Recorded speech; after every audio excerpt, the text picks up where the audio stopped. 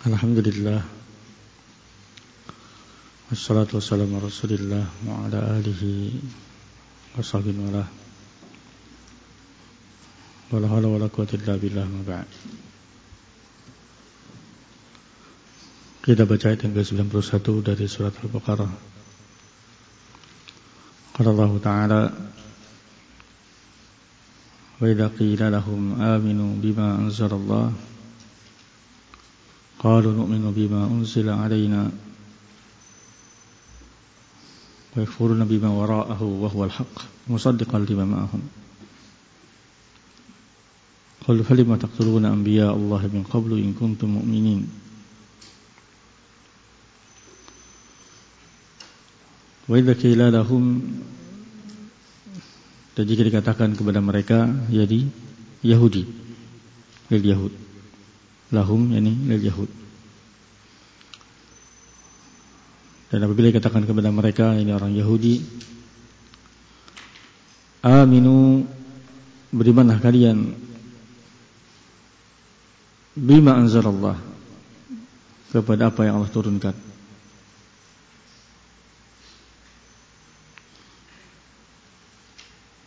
Satu pembahasan yang sebenarnya mengingatkan dalam beberapa kitab beliau terkait dengan makna iman.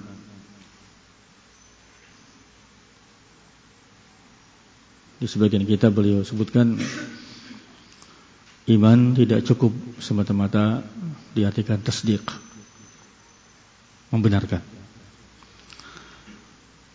Iman itu adalah at-tasdiq mal qabul wal ida'an, membenarkan disertai dengan menerima dan tunduk kepadanya.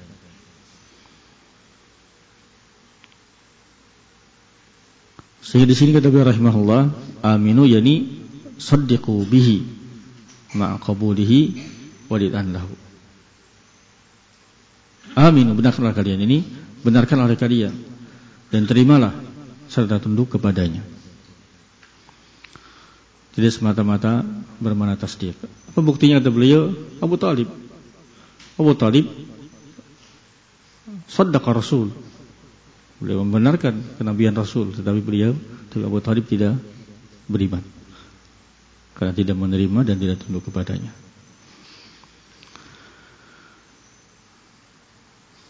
Asyahid jika dikatakan kepada mereka, jika dikatakan kepada Yahudi, aminu bima anzalallah, qalu, mereka berkata, menjawab,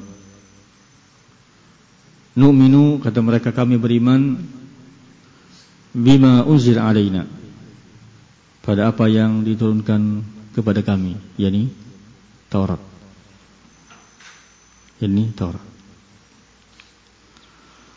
Wa yakfurun, mereka mengingkari, mengkufuri, bima wara'ahu, apa yang wara'ah, yakni wara' bermakna siwa, wara'ah bermakna siwa, yang selainnya,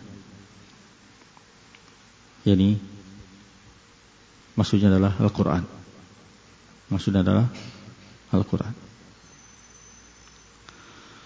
Wa huwal haq, wa diswau hal, huwal haq, jumlah haliyah, hal dari ma bima wara', yakni mereka mengingkari apa yang selainnya, padahal dia ini Al-Quran yang mereka ingkari itu adalah hak,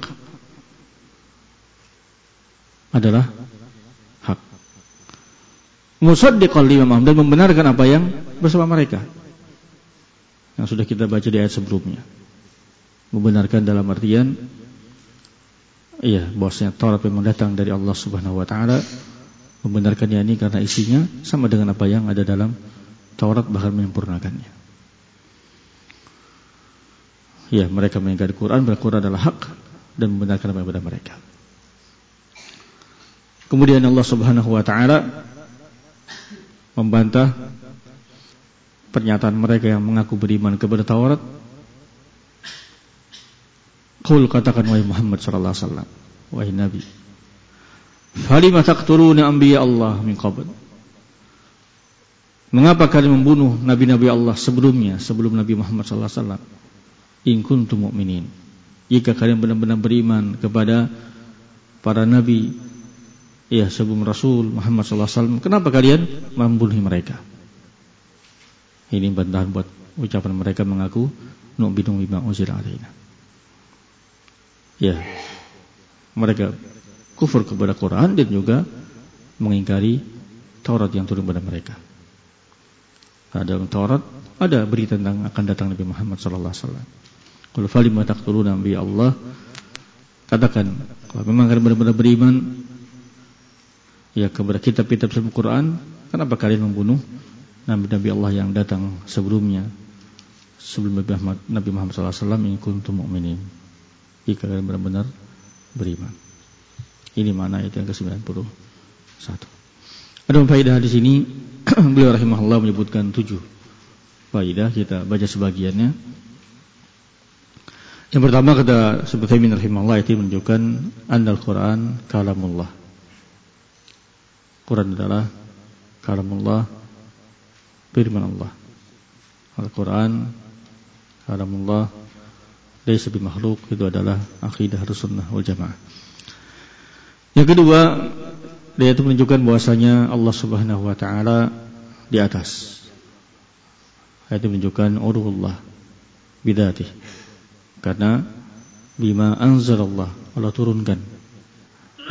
Ini dari atas, turun dari atas. Menunjukkan uluhullah. Yang ketiga menunjukkan kedustaan Yahudi pada ucapan mereka nu'minu bima unzila alaina. Kenapa kata beliau? Li'annahum law amanu bihi, karena kalau mereka benar-benar beriman kepada Taurat yang turun, la amanu bi Muhammad sallallahu alaihi wasallam. Niscaya mereka beriman kepada Nabi Muhammad sallallahu alaihi wasallam yang telah maktub, tertulis di kitab-kitab mereka. Ketika mereka kufur kepada Nabi Muhammad sallallahu alaihi wasallam, maka mereka berarti kufur kepada Nabi Musa alaihissalam dan para nabi yang lainnya. Ketika mereka mengingkari Quran, mereka berarti mengingkari Taurat dan kitab-kitab lainnya. Berikutnya, di antara ayat ini kata beliau rahimahullah menunjukkan utul Yahud wa inaduhum. Pembangkangan Yahudi dan penentangan mereka, sehingga tidak mau beriman kepada kitab yang turunkan, yang turun dari Allah Subhanahu wa taala, yaitu Al-Qur'anul Karim. Sehingga kata beliau rahimahullah, man du'iya ilal haqqi min hadhil ummah, barang siapa dari umat ini didakwahi, diseru, diajak kepada al-haq, kemudian menolak dengan alasan al-madhhabu kadza wa kadza, ingatkan yang sunnah adalah ini, yang benar adalah ini, dalilnya ini, kemudian menjawab, menolak dan menyatakan tapi mazhab saya begini-begini, tapi pendapat mazhab ini dan itu, menolak al-haq dengan mazhab, maka pada dia ada syabahun mila Yahud, ada kemiripan dengan Yahud. Kemudian yang beliau sebutkan kata beliau rahimahullahu taala, di ayat ini menunjukkan wujubu qabulil haq min kulli man jaa bihi, wajib menerima al-haq dari siapapun yang membawanya.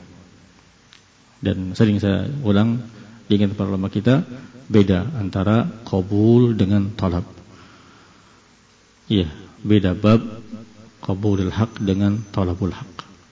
Kalau menerima nasihat, menerima al-haq, siapapun yang bawa al-haq kita terima. Tapi kalau mencari al-haq, belajar talabul ilmi, itu hanya kepada Ahlus Sunnah, kepada orang-orang pilihan. Tapi kalau menerima al-haq, qabul haq, itu min kulli man jaa bihi, semua yang datang membawa al-haq, menasihati dengan al-haq, diterima.